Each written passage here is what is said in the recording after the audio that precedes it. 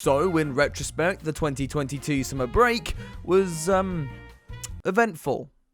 Yeah, let's run with that. Hey there guys, I'm Will, welcome to FP1 and the Comedy Review, the series run by a man who only wants two simple things in life. Daniel Ricciardo to get a 2023 race seat, and for us to actually get a Belgian Grand Prix this year. Anyway, before we do begin, I just want to say a massive thank you for 50,000 subscribers here on the channel. And if you're wondering where that Q&A video is, the honest truth is that I'm just being a lazy but it will come to you eventually, I promise. The other bits of news I'd like to get out of the way is that I'm now affiliated with the official F1 store. So if you're ever buying anything from the site and want to support me in the channel while you're at it, just use the link in the description of this and all my new videos from here on out. Cheers everybody. Anyway, I think I've rambled long enough, so let's get into the comedy review for the 2022 Belgian Grand Prix. We are a fucking bunch of wankers.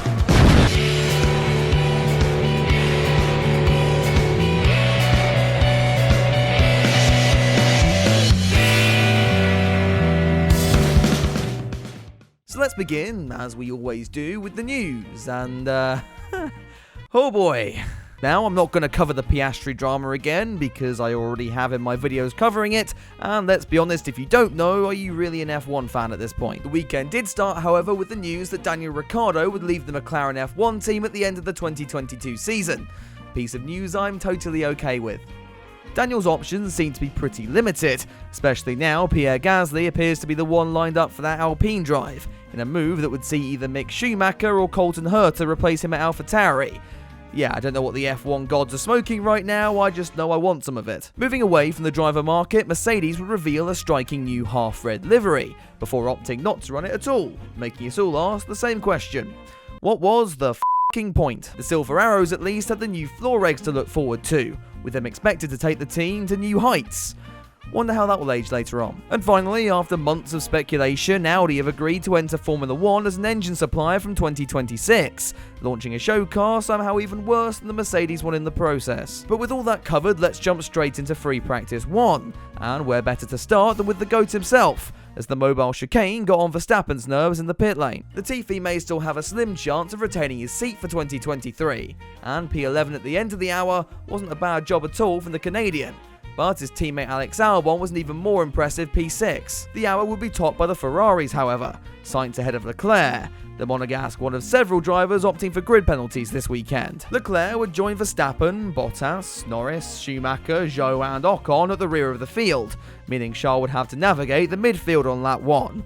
So we all know how that'll end up. Back to FP1 though, and we'd see a brief red flag when Magnussen's Haas decided it would rather be back on the summer break again. But otherwise it was a fairly incident-free session to kick off the Spa weekend. And FP2 would be more of the same, except Red Bull finally showed their hand. Verstappen monstrously dominant over the Scuderia. Spa has undergone some changes since we last visited it in 2021, and the drivers were struggling to adapt, especially with the two new corners added to the circuit layout, named Sebastian Vettel and Lance Stroll. The two Astons were proving troublesome, as was the weather, which caught out Mick Schumacher and Pierre Gasly, sending them back on their beach holidays at various points in the session. Leclerc was causing issues as well, Hamilton cutting the chicane and Fernando Alonso missing porpoising so much he opted to recreate it over the curbs. But now it was on to Saturday, and final practice ahead of qualifying. Ferrari here needed to find some form, and were certainly back to old ways when Charles Leclerc did a Charles Leclerc. The Monegasque was lucky to recover with just a slightly damaged wing,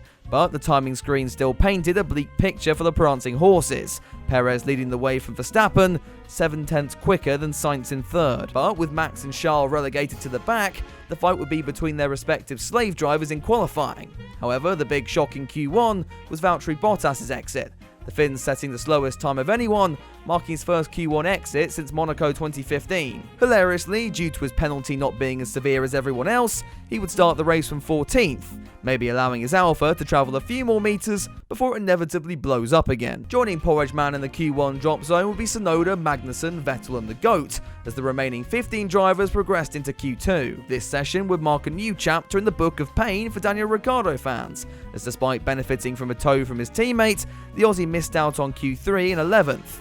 And if things couldn't get any worse, the driver that knocked him out was the Williams of Albon.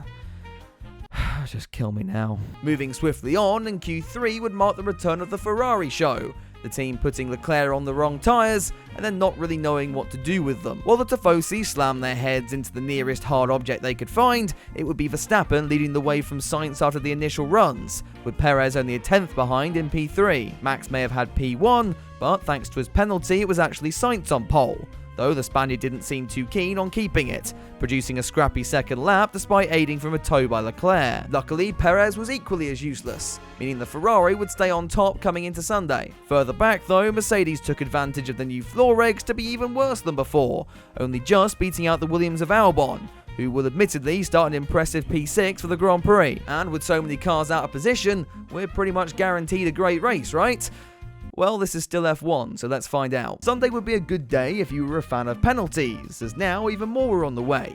Yuki Tsunoda would opt to start from the pit lane, and presumably wanting to be closer to his boyfriend, Pierre Gasly would soon join him. Anyway, the lights would go out in Belgium, with Sainz and Alonso getting strong starts. As Perez fell backwards, the Mercedes were on a roll, Hamilton challenging the Alpine of Fernando going into Les Combes. Lewis, now having to learn about this newfangled concept called overtaking, didn't turn out to be very good at it, cutting off Alonso and thus setting off on his mission to return man to the moon. That put #blessed out of the race, and as he trudged away to inevitable retirement, Nicholas Latifi showed why Williams should keep him on next year, by wiping out the competition in Valtteri Bottas. And look, I know I've been tough on the GOAT this year, but come on, be honest. He is the most useless thing since they installed landing gear on Japanese World War II fighter aircraft. While we consider how much trouble I'll get in for that one, the safety car was out, and Ferrari were in the pits, which can only bode well. The team opted to send Leclerc to the back of the field on a fresh set of tyres, a decision that you may be surprised to learn wasn't a very good one. Anyway, Sainz would lead the field away on the restart as Verstappen changed the AI difficulty to easy mode and flew past literally everyone. Like, honestly, his hardest overtake here was probably his teammate, and that's only because he had to be told to get out of the way. By the time the first proper pit stop window opened, he was up to second, as Ferrari pitted Carlos from the lead right into the middle of a DRS train because Ferrari, I guess. Red Bull would play the long game, allowing Carlos to get the undercut. Not that it would matter though. As soon as Verstappen did switch onto the mediums, he was past the Ferrari in a matter of laps. And we're not even at half distance here. Yeah, this is going to be one of those long ones. Let's move away from that lead battle, if we can even call it that, and just focus on Esteban Ocon for a second in the midfield. The Frenchman ended up having a storming race, pulling off some incredible overtakes in what would eventually get him P7 by the flag. I don't even have a joke for this one, it's just really good work. Besides, who needs jokes when Ferrari are on the grid? And 3 laps after he waved goodbye to the lead, Sergio Perez would be gifted second place from Carlos Sainz. And in terms of action, that's kind of it. The second half of the race was just Ferrari being Ferrari and not really knowing what to do with strategy. They made a call to go for the fastest lap at the end, before realising they didn't have the gap to Alonso, and though Leclerc was able to pass the Alpine, he was then done for speeding in the pit lane. Carlos Sainz, meanwhile, was lucky to even keep the podium, when the lone Mercedes of Russell had the pace to pressure the Spaniard at the end of the Grand Prix. And if I sound fed up, it's simply because I am at this stage. So with Max Verstappen winning by about 7 years, I'm sat here honestly a little bit underwhelmed. We had the prospect of an amazing race, with pretty much everyone out of position. And yet, mainly down to losing #blessed early on, plus Ferrari being an even new degree of that was all robbed from us. Next week is a new week though, and Zandvoort is a completely different track. So let me know your predictions down in the comments below. And while you're down there, if you enjoyed the video, be sure to drop it a like and get subscribed for weekly F1 content. And as I said at the beginning, a massive thank you again to everyone that has helped us reach 50k. Let's keep pushing, people. A final thank you as well to all my patrons, and if you want to get involved in supporting the work I do, or just check out any of my other socials, you can find the links to everything down in the description. But for now, that's all from me. I'll see you soon with another video, but until then, have a good one.